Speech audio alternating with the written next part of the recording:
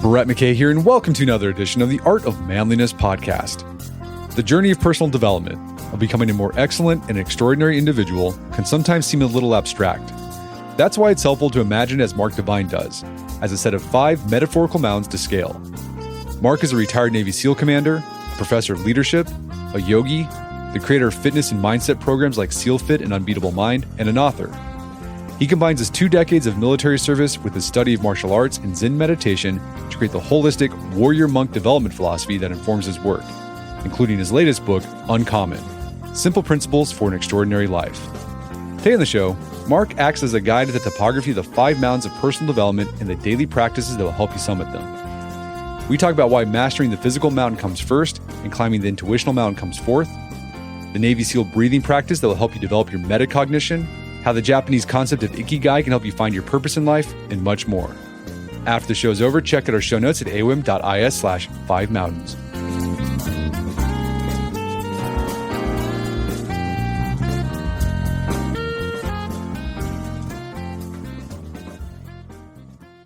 All right, Mark Divine, welcome back to the show. Brett, super stoked to be on the Art of Manliness. Well, yeah, the last time we had you on was over 10 years ago. Right. It's been a while. A lot's happened in 10 years, huh? A lot has happened in 10 years, and I want to catch up with what you've been doing. So you got a new book out called Uncommon. What's your aim with this book? Like, what are you trying to do with this book, and how does it pick up where you left off with some of your other things you've written about, like the way of the SEAL and things like that? Yeah, so really, it's kind of a sequel to Unbeatable Mind.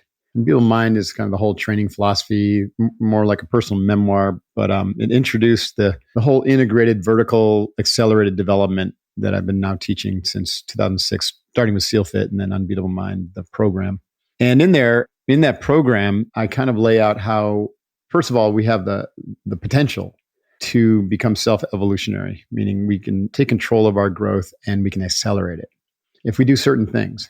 And that the idea of kind of that self-mastery, that personal mastery is actually really important and motivating. And you know, I found it through obviously martial arts and being a Navy SEAL and through Zen and meditation. But, you know, there's many different paths to that. But in Unbeatable Mind, I laid out the whole philosophy and I introduced this idea of the 5 mountains, which are the 5 developmental areas that we really need to take control of and then begin to access greater capacity. But we do it in a way that is integrated, meaning it's like the typical Westerner, you know, is taught that the body is something you drag to the gym and it's just about health or looking good in a bathing suit or bodybuilding. And the mind, well, that's really just what it is. And, you know, it's really a function of the brain. And we have education and we have certificates and podcasts, but that's the extent of mind training. And the emotions, forget about it. Most guys don't even go there. But, you know, emotional development is something that happens when you break down. Intuition isn't even talked about. And spiritual life is really about your beliefs. And so, all these are kind of like separate aspects of your life. They're not brought together into an integrated whole. So the experience of the typical Westerner is common, and it's one of kind of separation. You're separated from yourself, you're separated from others. These different aspects of yourself, which I call the 5 mountains, physical, mental, emotional, intuitional, and spiritual, are also separate. And inevitably that leads to suboptimal performance. It leads to burnout. It leads to that quiet life of desperation that Thoreau talks about, because you're not tapping into your full potential and living a life of purpose. Okay, so this is all about holistic personal development. Because I think you're right. I think a lot of times when particularly guys in the West approach self-improvement, they just think, well, I'm going to get fit. Right. And they might do really well there. They're working out every day, increasing their PRs, but other areas of their life are suffering as a consequence of that. That's right. It's one-dimensional. And they say, well, I'm going to be fit. And then, of course, there's tons and tons of folks out there, especially like my Navy SEAL peers, are saying, be hard, right? Just be hard. Go harder. Suck it up, buttercup. And there's times to be hard, but there's times to be soft, right? You have to have that balance of the yin and the yang, the hard and the soft. And yet the soft isn't taught. And most guys are like, that's going to make me weak. Like when I used to train Navy SEAL candidates, which we still do, but I had a training center in Encinitas for 10 years and we trained them every day. We used to talk about, if the tsunami comes, which is every day in BUDS, SEAL training, would you rather be the mighty oak or the reed? And they're like, well, some would say the mighty oak. And I said, no, the mighty oak's going to get washed away by the tsunami. But the reed is just going to lay down and then bounce right back up. It's resilient. So the point we would teach him is that neither one is right or wrong. You want to develop both. You want to be the mighty oak when you need to be, and the reed when you need to be. And in order to do that, you need to develop both aspects, the hard and the soft, the yin and the yang. And the soft is found in the inner domain. So the physical mountain, you can develop the oak, develop your body to be strong and resilient, but you also have to develop that flexibility and the durability through exercises like yoga and, core development and that type of stuff. That's, you need to do, but most people don't do it. But then the real soft side is found through the mental, emotional, intuitive, and spiritual development, where you're really tapping into, the inner power and insight and the sense of knowingness of when to kind of lay down your sword and, lay down and let the tsunami wash over you so you can jump back into the fight. So you mentioned there, you have spent your career post serving in the SEALs, training would-be Navy SEALs to get ready for buds, but you've also shifted to other types of personal development coaching. Right. I'm curious, in your experience with working with individuals who say they want to make a change in their life, they want to improve themselves, but don't. Like, what have you found? Like, what keeps people from making those changes they say they want in their lives? There's a lot of obstacles. Fear, right, is one. So there's this desire, but then there's this fear of failure. There's fear of change. There's a fear of the unknown. And you can even take it deeper, that there's these underlying conditioned patterns that are fear-based or negative-based that keep coming up and tend to torpedo your efforts. So many people, and you've seen this, I'm sure, with your programs, that people will start and they'll be all gung-ho, but then they meet an obstacle. And there's always obstacles out there, right? But they haven't learned that the obstacle is the way, as Ryan Holiday would say. And so when that obstacle comes and they feel some shame come up or some guilt that they screwed up or they feel some judgment from others, they immediately activate this kind of shame-based, fear-conditioned thinking. And they say, well, I'm not worthy for this, or I'm not good enough, or this isn't for me, right? This program isn't right for me. And then they quit. And then the energy of like, but I want to improve comes back up. And so they look for the next shiny thing. They go to another program, and then they repeat this pattern over and over. And so people bounce around from program to program, and then they torpedo themselves because of this underlying unaddressed shadow self side, which is also the work of the emotional mountain in the book. That's one of the major obstacles.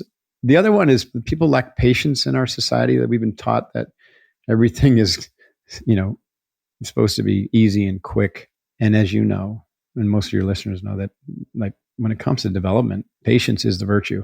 And especially when it comes to the development of the inner domain, it's not like tracking your deadlifts. You know what I mean?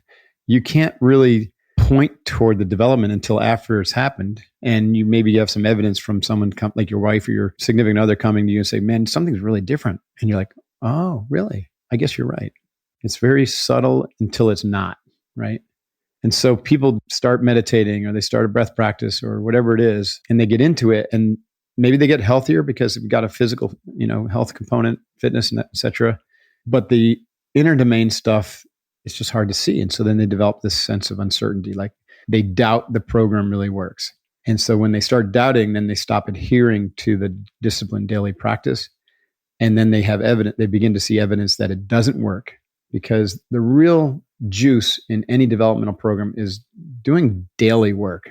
This even relates to physical development. Like, it would be useless to go to the gym once a week and do all your weight training, in 2 hours once a week. I mean, it would have some benefits, but you're likely to get injured. You're not going to make that much progress. Same thing with the work of mental, emotional, intuitive, and spiritual development. It's a daily practice. And, you can build it in different parts of your day, morning ritual, evening ritual, and then kind of throughout your day. Even the way you train physically can become an integrated practice. And so people will think, well, I'm going to do all that work on the weekend. And it doesn't work that way. So they lose faith, so to speak, that it works because they're not doing the work. Those are some of the key obstacles. Yeah. So fear, the lack of patience. But you also talk about other things. It's just people have reasons like, well, I can't make the change I want because I just don't have the time, or I don't have the money. Right. But you talk about, look, self-improvement, or these things you want to do to improve yourself, it's nothing fancy. You can do this in just, 30 minutes a day. It doesn't take that long. And I know when people say like, oh, I just don't have the time to work out, or I don't have the time to do this sort of personal work, whether it's, managing my stress. And I just like, man, you don't have the time to not take the time. I agree with that. Right. Because eventually it's going to bite you. And eventually you're going to have to stop and you're going to have to take care of the situation, whether you have a health scare and Right. you're going to have to spend time at the hospital or just time at the doctor office, or you have some sort of marital problem because you didn't take the time to get your anger under control. You're going to be spending a lot of time. So eventually you're going to have to pay the fiddler. Might as well pay it on your terms instead of fate's terms. Yeah, those two obstacles are nonsensical, time and money. First of all, the most profound practices are free. Like I've seen someone charge for breath training, but breath practice is free. And you can learn it from a free video. And the breath, doing breath practice like our box breathing training every day is a profound practice that crosses all 5 mountains and will integrate you just if that's all you did. That would be enough if you did it every day with awareness for 20 to 30 minutes. You don't need a gym. I'm a big proponent of austere training, working outside, working with a team, working with cool tools that fit in the trunk of your car, like sandbags and weight vests. And so physical training is free, except for the cost of maybe a couple tools and a pair of shorts and water bottle. You don't need a fancy gym membership. You don't need a yoga studio membership, any of that stuff, because you just need a few tools, simple the better, and then you just need to do them every day. And meditation is free. And then back to the time, like you said, you've got 30 minutes when you wake up in the morning because you're filling this 30 minutes with something. And generally speaking, it's not going to be conducive to your growth, right? You wake up and you immediately start engaging, obsessive thinking. You're checking your email or you're reading the news. None of that's really going to lead you where you want to go. So all you got to do is just take that 30 minutes, which you're doing something else unproductive, and just shift and ritualize a very productive morning routine, morning ritual. And that alone could be a game changer. Well, let's talk about these metaphorical mountains that you've developed for personal development. And the first mountain is physicality, which is all about our physical health. Why did you start there? Well, my experience, and I'm a lifetime martial artist and also obviously, a Navy SEAL and also a yogi. The physical body, so first of all, the body and the mind are not separate. So when you're training the body, you're training your mind. And so you're already beginning to work on the mental mountain. And we know that, like all of those of us who are involved in competitive sports and endurance athletics, like there's a definite aspect of it that is training your mind for concentration, for attention, for awareness, situational awareness, for even opening up the heart mind, especially with team sports, especially in the SEALs. That really had a profound effect on me to open up my heart and to really learn different ways to love human beings. The idea of laying your life down for your teammates is just an act of like supreme love. So physical development is training your mind. Let's start there. Now, secondly, if you're physically unhealthy or diseased or drugged up, then your brain, which is part of your body, is physically unhealthy and is going to be suboptimal. So if we want to do mental development work and emotional development and intuitive, if we want to evolve and grow, we've got to start with the body and get the body really healthy. Because of the body healthy, the brain's going to be healthy, the brain's healthy, the mind's going to be healthy, and you're going to have the capacity to do the work on the other mountains. At a very simplest level, you'll be less distracted and distractible. You'll be able to sit comfortably in meditation or mindfulness or box breathing without agitation, without the discomfort. You're going to have more clarity because of the electrochemical balance in your body, your homeostatic balance, and all the stress will have been bled off through the physical training. And also at a very practical level, some of those obstacles we talked about. Another obstacle is that your body is not healthy and or you're injured. And that becomes a real big distraction for you, which captures your mind. And so you're not thinking about meditation and yoga if you're injured or if you're sick, right? And so I think this is really important because our culture is working against us in most of these areas, right? It's working against us in health. The typical standard American diet is an unhealthy diet, right? So you don't want to prescribe to that. Most of the food that's sold, barcoded and packaged, is unhealthy for us. So we want to get back to like really simple, principle-based fueling our body, eating when we're hungry, learning to fast and intermittent fast, eating really close to the earth foods, whole foods, and high quality foods. And also, learn to move your body every day, both through different forms of exercise and somatic practices. And get out in nature, like I said, be outside every day because we're not separate from nature. We need to be in nature, and there's profound motivation and mood and both emotional and physical benefits for being outside. We want to have a community of practice, training with a team of people who are dedicated to our success and not trying to beat us all the time. So, those are some of the things that we do to get healthy. It's simple. Again, you don't have to overcomplicate it. Even when it comes to physical training, everything you need is really free. You can get some tremendous workouts programs. Even ChatGPT will gin them up for you. The point is just to get out and do it and to be consistent with your practice. Figure it out, and make it as important, the physical training and these exercise, the nutrition, make that all like a practice for optimizing the bodies and the brain so that you can really go deeper and deeper to plumb the depths of the mental, emotional, intuitive, and spiritual mountains so that you can tap into this raw potential that you have. In SEALFIT, we call it 20x. You're capable of 20 times more than you think you are, but that capability is found on the inside. It's found in your field of potential, and you're hiding it from yourself through your distractions, your addictions, and through this outer focus, and even through an unhealthy body. I want to dig deeper on this idea of exercising, having a physical practice outside in nature and with other people, because you're really big on this. Mm-hmm. What does that look like? What do you do? And what are some things that our listeners could do to incorporate this? Yeah, fun stuff. Like exercise should feel like play, like it should be really joyful. So one way that it's really joyful is variety. I never do the same workout, rarely do the same workout twice. And if I do, it's because it's a really effective one and it's fun. And I just like, okay, this is a staple. Many people train harder. They think they need to train longer, and you don't. Like I train 20 minutes a day.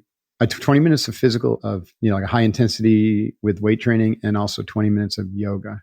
And so 40 minutes is pretty much all that I need. And the maintenance, it's like the flywheel. All you do is just spin it every day. And once your body gets up to that like ideal fitness, you don't need to put in countless hours unless you're training for something specific like the SEALs or, to do some big event type thing. Then that's specific training. I'm talking about optimized performance, generalized training.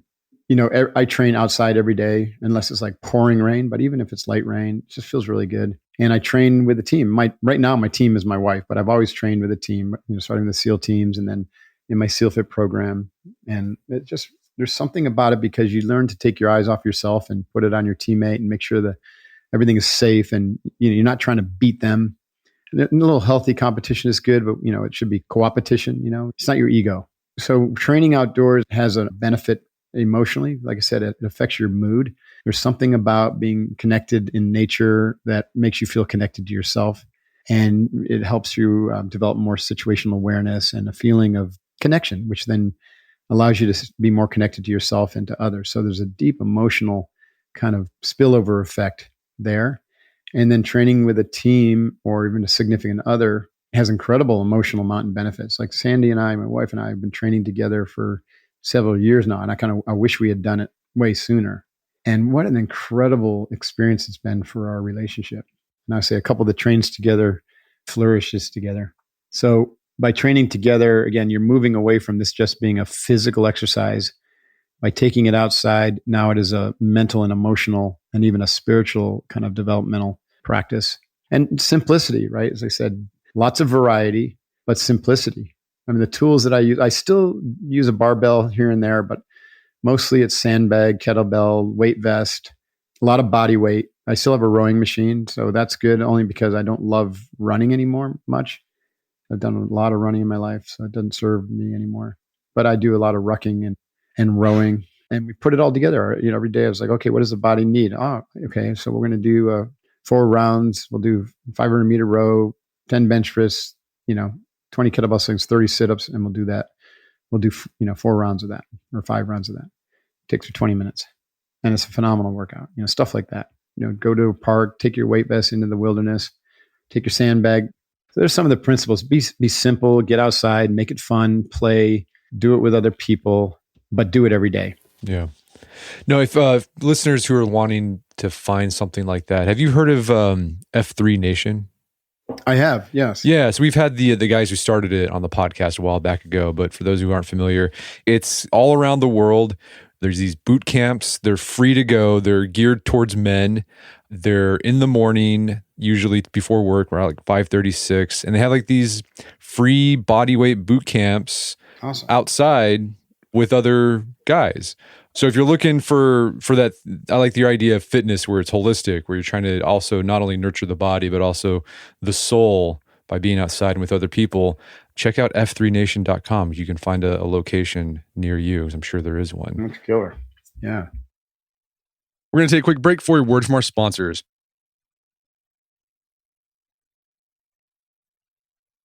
And now back to the show. Let's talk about that second mountain, and that's the mental mountain. Mm-hmm. And this is all about developing what you call metacognition.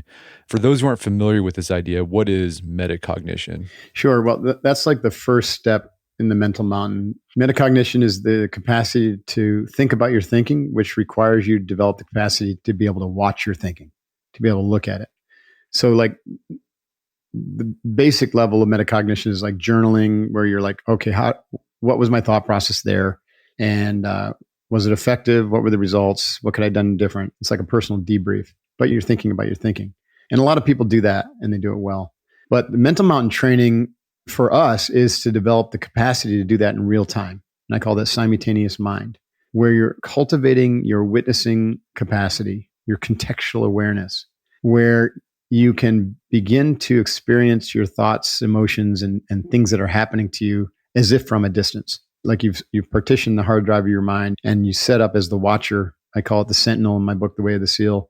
And you're looking across to the left hemisphere of your mind, which is the content awareness. And you're actually able to see your thoughts coming and going. But there's a space between them, which gives you your power back, because instead of just being merged with your thinking in a reactionary mode, you now have this space to be able to observe that thought and to orient yourself to it, like the OODA loop, and say, do I want to like jump on board the bandwagon, or do I want to just let that one go?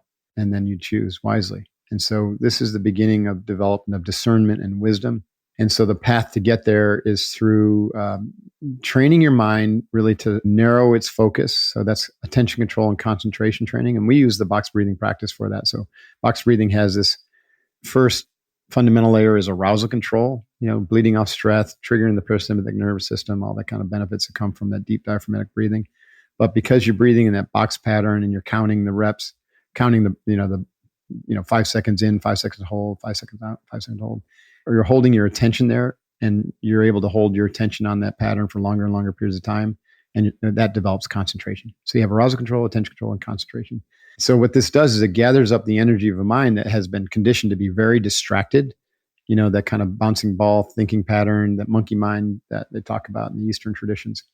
And so you're able to begin to focus your energy more. And then when you begin to work on this witnessing awareness, it'll happen automatically, but we try to spur it on to facilitate its happening quicker through our practices at Unveiled Mind. And so that what we have you do is kind of set up that watcher metaphorically in your mind, like we simulate it. And the more you do that, the more that simulation kind of dissolves and it becomes a real experience of witnessing.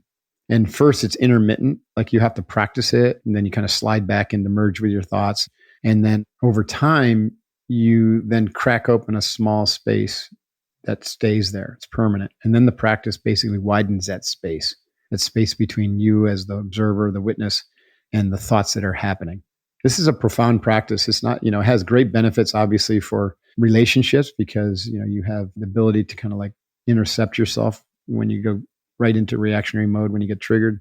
It has great benefit for dealing with any kind of crisis, because you become the calm center in the storm, and you're able to navigate your team through it because you're non-reactionary. And it's got great benefits in terms of overall peace of mind and contentment, because you become much less attached to the outcomes, because you see those stories, those dramas of life as things that play out, and you begin to see that they play out over and over and over, the same ones. And you're like, oh my God, look at that. I used to be just swept up in all that. And now I can see it for what it is. And you can start to de-energize the negative patterns and replace it with, things that are positive and productive. And life gets really simple, and you become very like aware of what to say no to and what to say yes to. And you stop like getting entangled in things that you shouldn't be getting entangled in. So that's what the mental mountain is about. It's not just packing more content into your head. It's actually moving away from needing that content toward developing wisdom. Okay, so for this, the daily practice is that box breathing, correct? That's going to help you start being able to harness your Box attention. breathing is the way in breath. Breath is the bridge between the body and the mind and the spirit. So like I said, at a fundamental level, box breathing is a physiological practice. You are slowing down your breathing. You're retraining yourself to breathe 6 breaths per minute, which is 5 seconds in, 5 seconds out. Call that the tactical breath. And it brings great physiological, psychological, emotional benefits and health benefits. But because you're breathing that pattern, you're also training that attention control and concentration. So now the box breathing is bridging between the physiological and the psychological, training the mind. Then we layer on the box breathing. The way we teach it is like a stacked practice. So now you're deliberately training the attention control and the concentration while you're doing the breathing practice. And then you add in the mindful awareness witnessing. So there's like 4 things now: arousal control, attention control, concentration, and witnessing. And that's developing that metacognitive capability to be separate from the thoughts and emotions. At the end of our box breathing practice, then we do a visualization practice. And so now we're training our mind's natural capacity to imagine or fantasize, and we're getting rid of the fantasies, and we're using our imagination to create a future reality in our mind that is based upon an emergent concept of who we are and why we're on this plane, why we're on this planet, our calling. That's that spiritual mountain I talk about, that sense of like, what is our purpose? Why are we here? What are we going to do about it? Then you create a vision of that. And after your practice every morning, you evoke that vision and you add energy to it. And so what you're doing there in a future state is you're creating a memory of your desired future. It's very powerful. So instead of like worrying about the future or catastrophizing, like you actually remember who you really are and why you're on this planet and what you're supposed to do about it. And that becomes like a steady companion. It's always there for you to remind you, especially in the stressful times. Okay, so you wake up, you could do the box breathing for 5 minutes. After the box breathing, 20 minutes, I recommend. 20 minutes, yeah, up to, I think you said start off with 5 minutes, work your way up to 20 minutes eventually. Right, minimum of 5 minutes. You can get a lot of the arousal control benefits. So a lot of people, Brett, they need to do this kind of in sequence as opposed to like all in one practice because they're just not ready for it. They're physically and mentally, they just need to focus on their health, all the things we talked about in the physical mountain, and then just box breathe for 5 minutes for the arousal control and just start bleeding off all that excess stress. Everyone's in hyper arousal in the West. We're overcommitted, we're stressed, we're rushing from here and there. The time commitments are crazy. And all of that is mind generated fantasy that's causing an enormous amount of stress. So the box breathing, it basically re-energizes the parasympathetic pathway because it gets atrophied. You're always stuck in this sympathetic nervous system response. And you overcompensate with tons of coffee or alcohol or, working out like a madman. So we want to down-regulate, and that takes some time. Then as you extend those box breathing sessions, that will allow you to exercise that focus and attention and concentration. Right, exactly. And so when you're ready, you extend the box breathing session to 10, 20 minutes. Then you turn it into attention control, concentration training. You work on that for a while until your mind gets really, it's like sharpening that saw, That's your one sword cut that Musashi talks about. Just sharpen that saw until your mind is really sharp, really focused, less distractible. You can hold your attention on the box pattern without distraction for over 60, 70% of the time. Then you're ready to move on to the mindful awareness, which is like setting up shop as the witness and beginning to cultivate the process of separating from your thoughts. It may have already started happening because this, like I said earlier, will naturally open up as part of this practice. That's what happened to me with my Zen practice. Zen practice was really a concentration practice. I started at 21, 4 years before I went in the SEALs. And as my mind became more and more sharp and able to concentrate, then quite naturally that witnessing capacity began to open up. I can't explain exactly why, but I think that it's just decreasing the clutter, like the concept of no mind or, taming the ego or taming the monkey mind. It makes sense now because as you concentrate your energy into that one thought stream, just focusing on the box pattern, all those other thoughts that are distracting you, that you thought were so important, that you thought were you, they begin to settle down and you realize that, wow, you're still here. You're completely aware, but there's no thoughts in my field of awareness except for that pattern of breath. And then when you drop that off, you're like, wow, I'm still here and I'm not even doing that. But then all of a sudden you're like, wait, I'm thinking there's a thought. But then you're like, wait, that thought is happening. It's not who I am. I'm this field of awareness. I am the ground of being which this thought is arising. It's a profound shift in your whole like mental makeup, which like I said, is like a turning point in life. And then after that, you can do a visualization practice. And Right. people might be hearing this and be like, visualization sounds pretty hokey, but you use this you were a collegiate swimmer, Right. and use this as a SEAL too. Visualization is a crucial skill. The body mind doesn't really differentiate between things you visualize and things you participate in or see. And so it's the only place where you can have perfect practice is in your mind's eye, and it'll have a profound benefit. So it's good to visualize important physical activities, sporting events, but we can also, if you're not involved in that, or even if you are, but it's important to note that visualization can also be used for this idea of becoming who you really meant to be. So many of us are living those lives of quiet desperation, or we're trapped in these bodies where we're like, God, I wish, I think I could be a lot healthier, better looking, lose this weight, be stronger. Yes, you can, but you got to be able to see it first in your mind's eye. And it has to be the right things too, Brett. You can't be fantastical about it, right? You're not going to just visualize being Superman or Superwoman and have it happen. It's got to be right for you. I can see you doing a visualization practice for whenever you're in a situation where your kids are just being crazy and they're just annoying you. And instead of doing your typical grumpy, annoyed, tense dad routine, you visualize yourself being like, okay, how do I want to be in that situation? Yes. Or this could be at work too, when you're in a high intense negotiation where you're dealing with a difficult employee. Visualize yourself like, how do I want to act in that situation? Right. And you do that at like the morning ritual.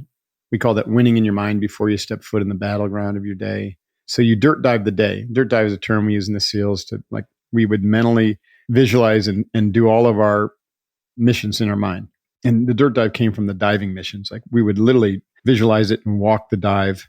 You're spending 4 hours underwater. You're not coming up and peeking and taking, bearings. Like, you're underwater. And so you got to know in your mind, you run the whole thing in your mind. Well, same thing. You can dirt dive your day like you're talking about. You see yourself being present and positive with your kids, not getting, triggered and reactionary, not sitting on your phone, checking your email. You visualize yourself being there for them. Same thing with your important meetings and whatnot. And invariably, those interactions go much smoother because your body mind has already set the expectation that it's going to be a positive and productive situation. And the more you do that, then the more those become like the new normal. But you can also, Brett, visualize like this, like I'm saying, this future me. We call it the future self, sometimes future me, which is like it's sometime in the future. It doesn't really matter, but it's like the ideal version of yourself. Most people never tap into this, but it's the ideal version of yourself. Your perfect health, perfectly fit, radiating youthful vitality, and completely 100% aligned with your purpose and calling, why you kind of came through this, to this plane to grow and to learn and to evolve. And your loved ones are healthy and thriving around you, and whatever way you engage with the world, whatever your mission is radically successful. And you evoke this image and you add energy to it. So it's very similar to, like, instead of dirt diving your day, you're dirt diving your life. Oh, so that's the second mountain, the mental part of yourself. The third mountain is the emotional mountain. And what's interesting, I think some of the practices we've already talked about, the physicality and doing the box breathing and getting your mental game on track, that can go a long way in helping you climb this emotional mountain, because as we've been talking about, our emotions are connected to our mind, because sometimes the emotions we experience are because of the thoughts we have. We learned that from cognitive behavioral therapy. Right. And then also our bodies can cause our emotions to get out of whack. So just by exercising regularly, doing box breathing, doing this sort of things, it can go a long way to help regulate our emotions. But what other practices do you recommend people doing so they get a handle on their emotions? So their emotions it's not about stifling emotions, because emotions is what drives us, but it's how we can guide our emotions to take us to where we want to go. Yes. That's great. So emotions and intuition are just different aspects of the mind. But, I felt it's helpful to kind of like parse them out, because there are different practices and there's different language around, especially the emotional mountain, that you can benefit from, like the field of therapy and psychology. So in the mental mountain, physical and mental mountain, we learn emotional control. And I think a lot of people think, a lot of guys especially think, oh yeah, I've developed that emotional control. I'm in control. And it's helpful to be in control, so you don't torpedo certain situations or look weak in the middle of a crisis and those things. And so that's great. It's a valuable skill, but it's part of it. It's kind of like the oak part. Remember I talked about the oak and the reed. You want to be strong in the face of a crisis. But you don't want to be unaware of emotional patterns that are actually harming the team or harming you. And a lot of times when we stop at the physical and mental and we develop that emotional control, then we think we're squared away, when in fact you're the one that's actually the limiting factor because of some sort of pattern. And it could be really overt or it could be subtle. It's a recurring pattern based upon some sort of childhood trauma or some traumatic event in your life. And it's unresolved. And at the time it happened, usually is in early childhood, these things happen, you didn't have the skillful means to be able to process that situation, the energy in a way that was like, led to like forgiveness and to letting the energy flow. And so the energy gets trapped and the mind will associate certain feelings to that as well as thoughts that get triggered when that emotional pattern gets triggered. So these thoughts and emotions are really closely aligned because they're born from the same energy. So for me, the emotional mountain work is really about developing the capacity to go back in your history.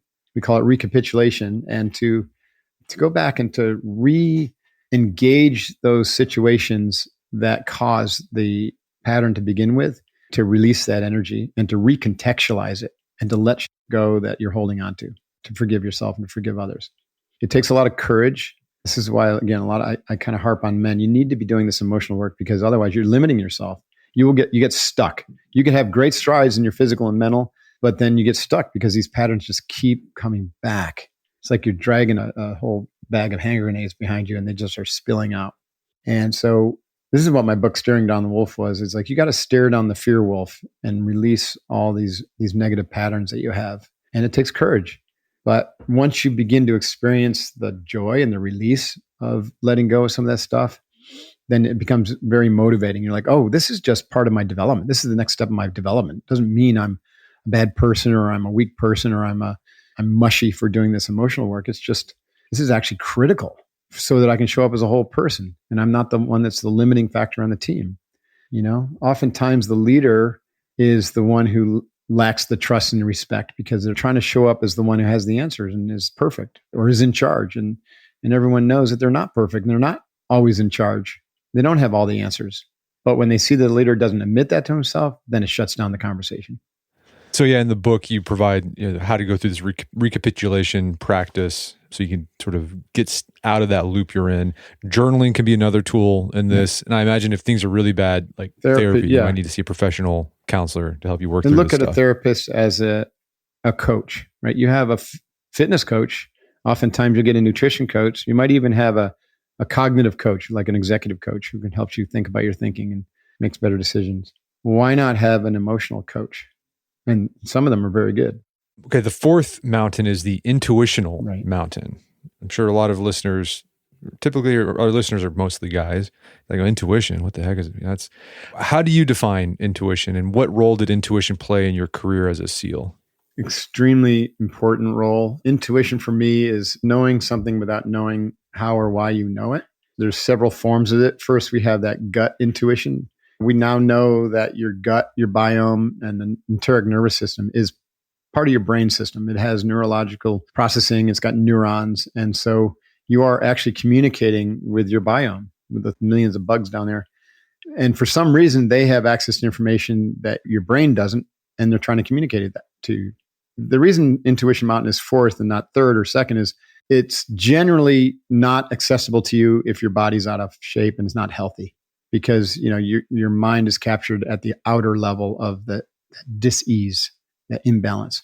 And it's generally not going to be accessible to you if your mind is racing around and completely distracted and you're constantly absorbed in distractions, TV, YouTube, email, text, this, that, and the other thing. Too busy, right? So you're not going to be able to tap into your intuition. So you got to train your mind to be less distractible and to do the things we talked about in the mental mind. And it's not going to be accessible to you if you have all these emotional patterns that are like, klaxons screaming at you every day. So you got to do the emotional work to let go and bleed off and to release that emotional energy, which is so loud, I guess, or the feeling sensations overwhelm any kind of the subtle feelings that you need to be able to feel into or experience from the intuitive mountain, from your gut and from your heart. So by doing the work of the first three mountains, your intuitive side actually kind of naturally opens up. But then there's things that we can do to facilitate it, to speed up that process. One is to to trust your gut, so to speak, to trust your heart, to be able to listen carefully and quietly to the messages and then act on them, to believe it, to not override it with your fear mind or your rational mind. Because most people, override it and then they don't trust it. And silence, back to our time and nature. Everything we've talked about has a spillover effect. Like the training we talked about in the first mountain, all will affect all 5 mountains, as I mentioned. We have to just parse them out so that we're clear about what's happening, and then we can accelerate the journey by adding some training. But time and nature and stillness really is probably the best thing for developing that intuitive insight. So you had the gut. The gut's instinctual intelligence really is about avoiding danger or moving toward opportunity. It's very kind of basic level survival, and it's experienced more as like a tug or a feeling in your belly, or anytime there's a danger, it's felt like a contraction. Or like I had an experience in the SEALs where I was walking up to a firing range to do some shooting, and I felt the word stop. I felt it in my gut, and it almost felt like a hand on my shoulder, and I just stopped in my tracks. And the instant I stopped, a teammate of mine had an accidental discharge behind me, and the bullet like whizzed by me. I felt the wind of the bullet by my right ear. If I had taken the next step, it would have gone in the back of my head. So that was the gut's intuition saying, stop, or else we're all going to die. Right? It's intense. The second source of intuition is your heart. So the heart also has neurological processing capacity. It's got neurons. It's got an incredible range of experience. Like the heart's energy can be experienced from across the room, whereas the brain's energy is trapped behind the cranium. And so you can't really feel the force of it outside. It doesn't project well except through the eyes. So the heart, when you learn to open up and sit and rest with your heart and to really feel into the heart, that's the source of real empathy, like what other human beings are feeling, even thinking. And then also what you're emitting, right? You get very sensitive to the fact that if you're all agitated and you're closed down, then guess what? You're setting the conditions with those around you for them to be agitated and also to feel your closed downness. And so you're going to shut conversation down. So you listen to that and you feel into that and you maintain an open heart and begin to really also sense what other people are feeling and how they're doing. And so then you can attune to that. You begin to take their perspective and ask better questions and, maybe not push as hard or, just really kind of be a better leader, a better person. So that's that heart intuition, which is empathy, compassion, wisdom.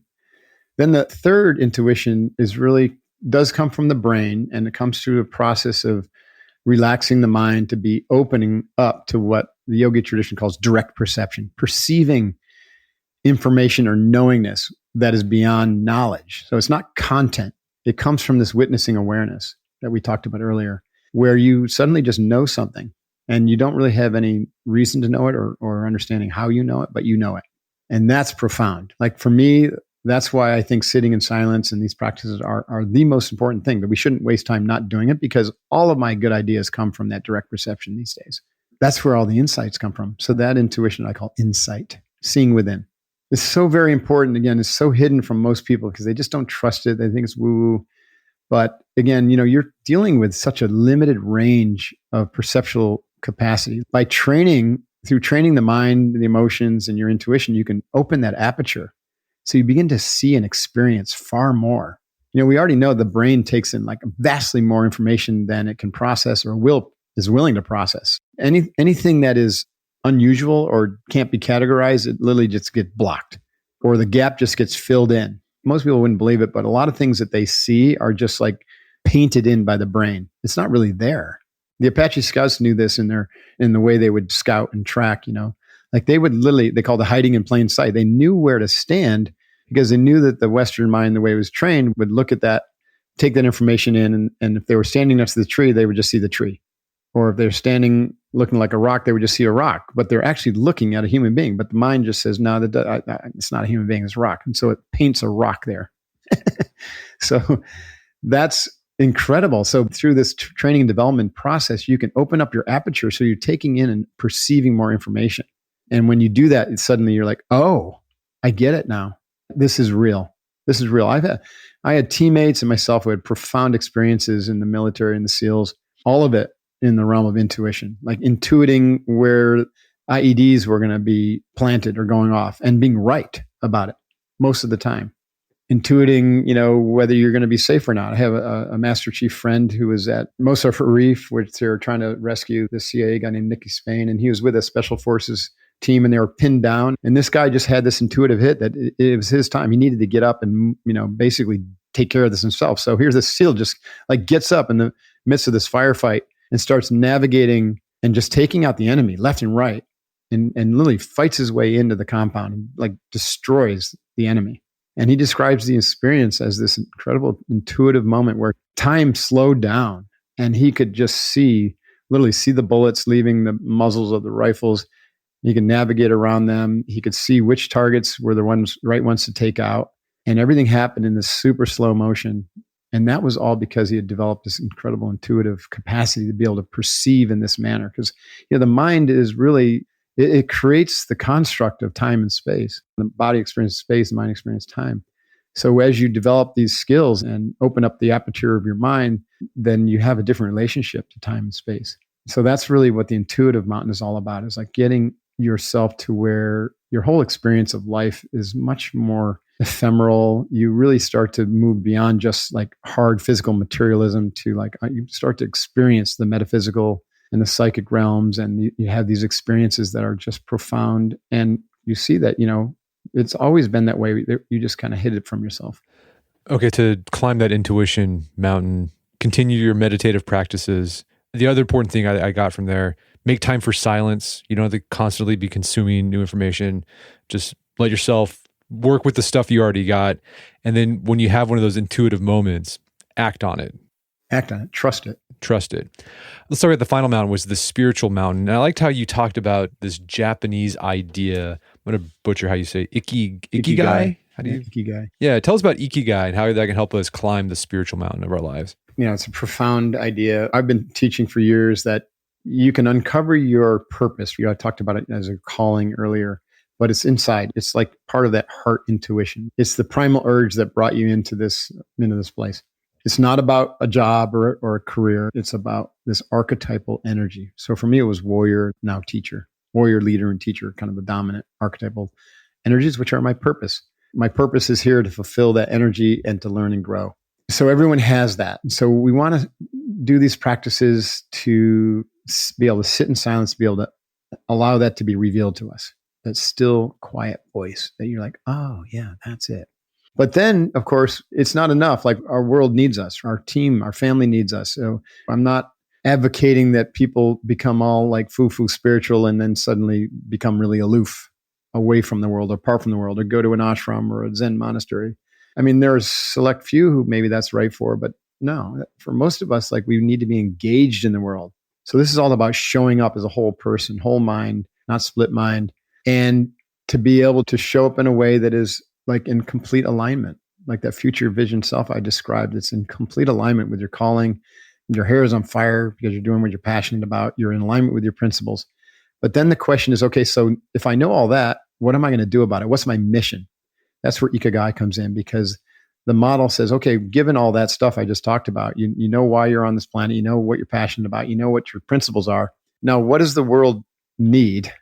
And how do your skills align with what the world needs? Great. That's another layer to think about and reflect on and journal. And then what can you get paid for, right? Because, a lot of people struggle with this when they're trying to work through transformation. They're like, yeah, but I'm really passionate about, gardening and being outside and everything, but there's no career there, or I'm walking away from banking. I don't know how I could do that.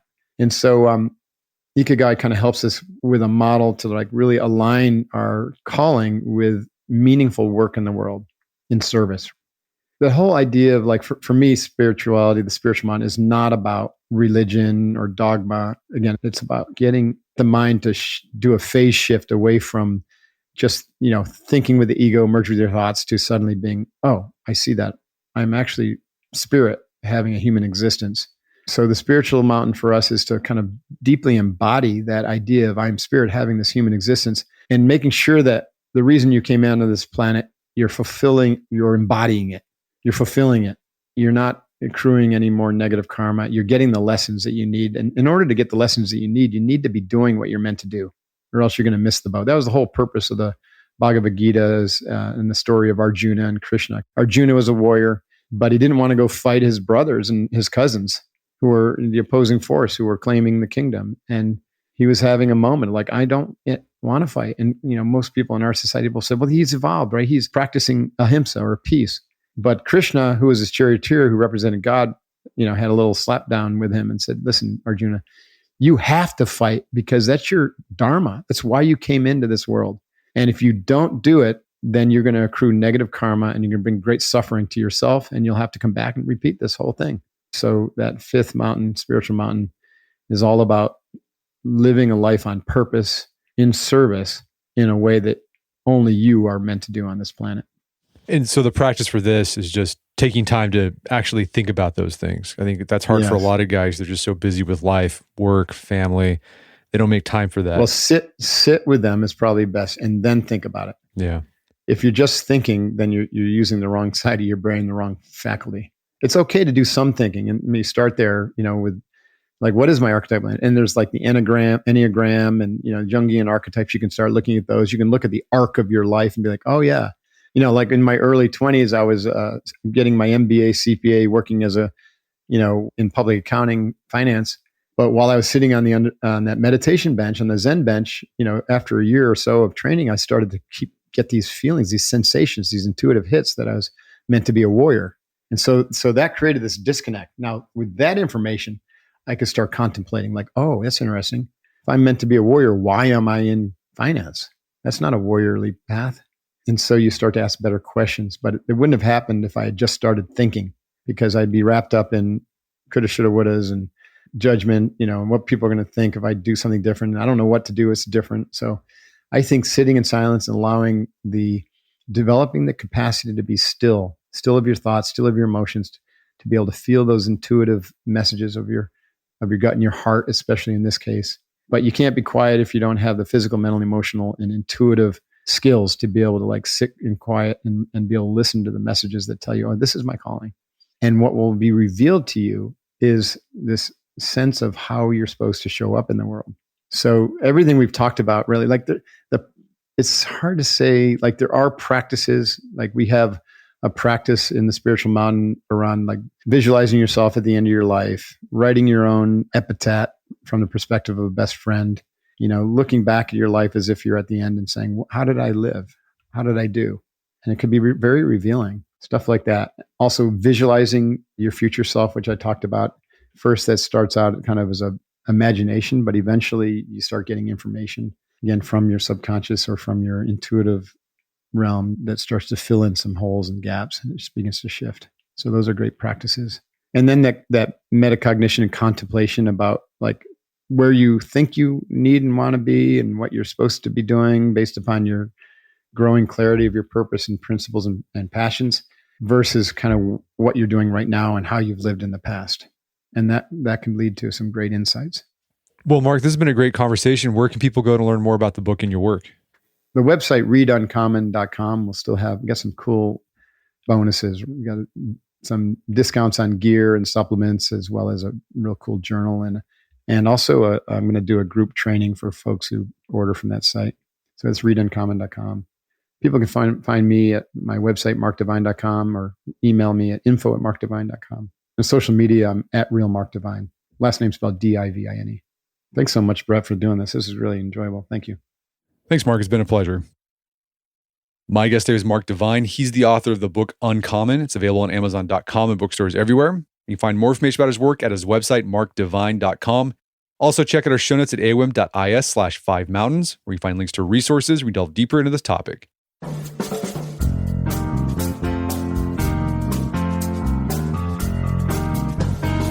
Well, that wraps up another edition of the AOM podcast. Make sure to check out our website at artofmanliness.com, where you find our podcast archives. And while you're there, sign up for our newsletter. We got a daily option and a weekly option. They're both free. It's the best way to stay on top of what's going on at AOM. And if you haven't done so already, I'd appreciate it if you take 1 minute to give us a review on Apple Podcasts or Spotify. It helps out a lot. And if you've done that already, thank you. Please consider sharing the show with a friend or family member who you think will get something out of it. As always, thank you for the continued support. And until next time, it's Brett McKay, reminding you to listen to the AOM podcast, but put what you've heard into action.